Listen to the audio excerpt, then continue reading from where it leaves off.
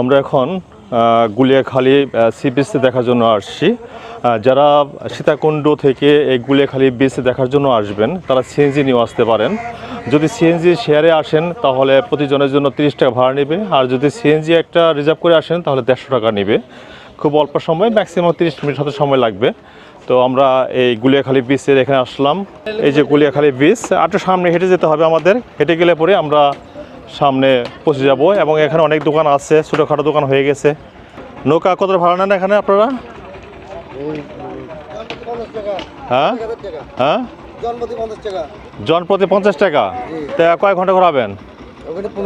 15 minute আর কি। আচ্ছা, সবাইকে নিয়ে যাবেন একবারে?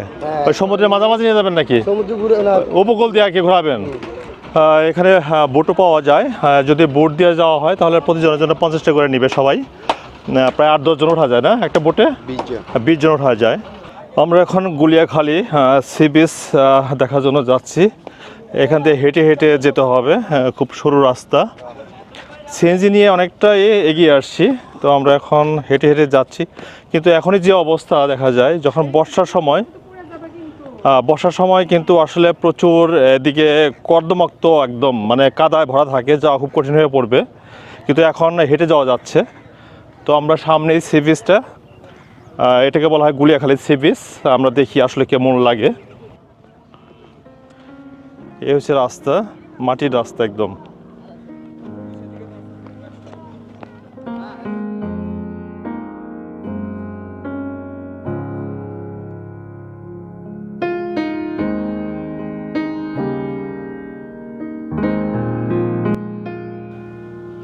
বাংলাদেশের অপার সৌন্দর্যের এক নিভৃত স্বর্গ গুলিয়াখালী সি বিচ।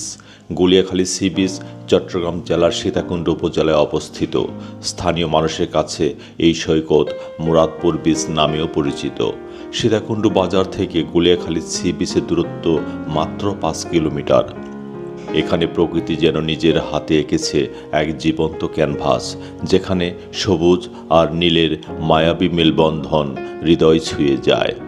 সমুদ্রের পশ্চিমে দিগন্ত জোড়া নীল জলরাশি, যেখানে ঢেউয়ের ছন্দ যেন এক অনন্ত সুরের আবাহন।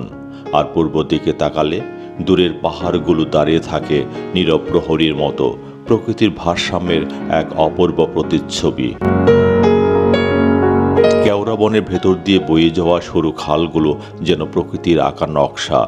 জোয়ার এলে সেগুলো ভরে ওঠে জলে, আর ভাটায় রেখে যায় শ্বাসমূলের রহস্যময় জাল, যেন মাটির বুক থেকে উঠে আসা নিঃশ্বাস।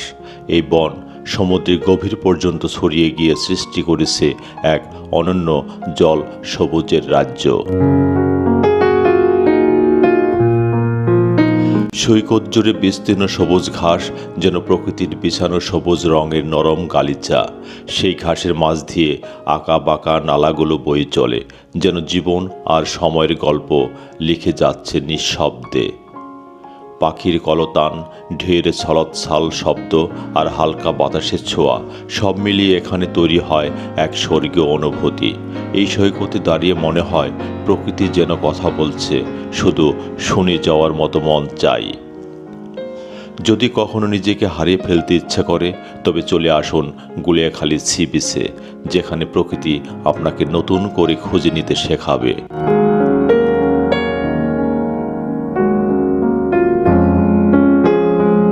এখানে অনেক গাছের নিচে দোল খেলতে দড়ি দিয়ে দুল্লা বানিয়ে রাখা হয়েছে। অনেক পর্যটক মনের আনন্দে দোল খেলছে।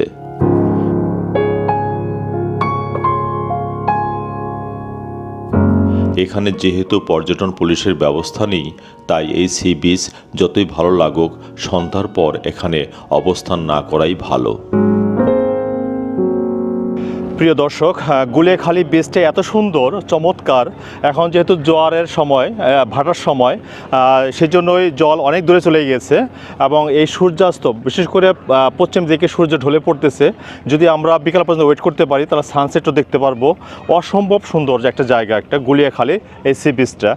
আর চারিদিকে যদি দেখা যায় যেখানে শ্বাসমূলগুলো দাঁড়িয়ে আছে এখানে, এবং পানি যেহেতু নিচ দিকে নেমে গেছে, আর চারিদিকে একটা অন্যরকম পরিবেশ, এবং গাছগুলো দাঁড়িয়ে আছে, সূর্য ডুবে যাচ্ছে, মানে অন্যরকম একটা পরিবেশ। যদি বিকাল পর্যন্ত কেউ ওয়েট করেন তাহলে অবশ্যই ভালো লাগবে। খুব সুন্দর জায়গা একটা।